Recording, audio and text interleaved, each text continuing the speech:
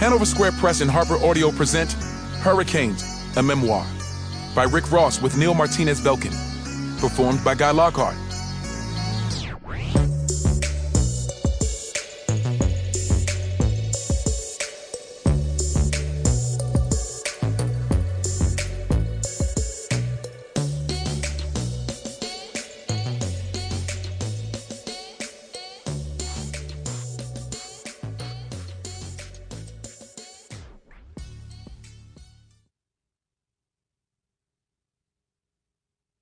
Prologue. June 24th, 2015. Fayetteville, Georgia. 6:30 a.m. Eastern Standard Time. Something was going on outside.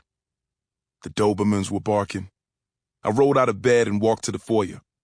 Out the window I saw them, a SWAT team gathered at the bottom of the hill. It looked to be about 20 of them. They were suited up and ready to kill. They had rifles. They had shotguns. They had battering rams and bulletproof shields. And they were cutting the gates to the studio house. It was a full house that morning. Lyra was still sleeping in my room. Toy was in hers. She was having a sleepover with her sister LaShane, her cousin Jocelyn, her friend Isis, and Kano's 2 daughters, Karina and Janaea.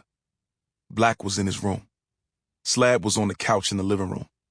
My homie Shortlegs, Skrilla, and my videographer Ryan were all downstairs in the basement. Meek and Nikki had been there the night before, but it looked like they had left. I woke Black and Slab up and told them to flush the weed and hide the guns. While they argued about whether or not to unlock the front door, I went back into my room. I was going to pretend to be asleep. Slab ended up opening the doors. They slammed him to the ground and put a knee in his back. When they busted into my room moments later, I noticed 2 things. The first was the cluster of green dots. Lasers from the assault rifles pointed at my chest. Then I saw the words printed across their tactical gear. U.S. Marshals, Southeast Regional Fugitive Task Force. The feds? Hands in the air, everybody on the ground. I put my hands in the air. I got on the ground. How many people are in the house? I don't know, but my daughter and her friends are upstairs, I said. Don't do anything reckless.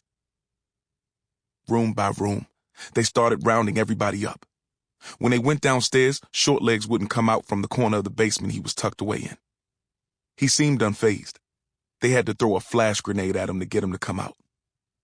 I was cuffed and taken outside, where I was made to lie face down in the grass of my front yard. I could hear Black's voice behind me. He was going bad on the marshal in charge. I believe his name was Jim. Black! Stay with the girls, I shouted. Whatever this shit is about, I'll be out soon. I can't, fat boy, he called back. They're here for me too. When I realized they'd come for Black too, I started to get an idea what this was about. But it still didn't explain why the feds had come. That part was throwing me off, and it was concerning. I wondered if I should have Renee move the money into her account. Everybody was outside by then. Shortlegs had overheard Black and I talking, and he said he'd drive the girls back to Miami. Lyra was in tears. Slab was giving the agents a fake name, and they hadn't even asked him shit. I'd had Ryan in the basement working around the clock for so long he was probably relieved to be getting a break.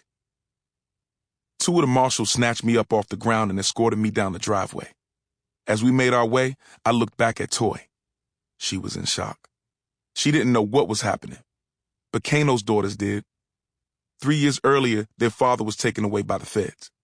Kano got caught up in a sting operation, and they had him on a wire talking about robbing a Haitian freighter for 100 kilos. The girls hadn't seen him since. From the back seat of a black paddy wagon, I could hear the marshals talking outside. They were disappointed I'd been at the studio house. They all thought they were going to get to see the big house, the Holyfield estate. Then I noticed a familiar face. A local cop in the crowd of U.S. Marshals. He was the fat, bald redneck who arrested me 2 weeks earlier for having a couple joints in my car. He'd been waiting for me outside the big house. As soon as I pulled out the gates in my Musan, he pulled me over. It was Deputy Sheriff Tommy Greer of the Fayette County Sheriff's Office.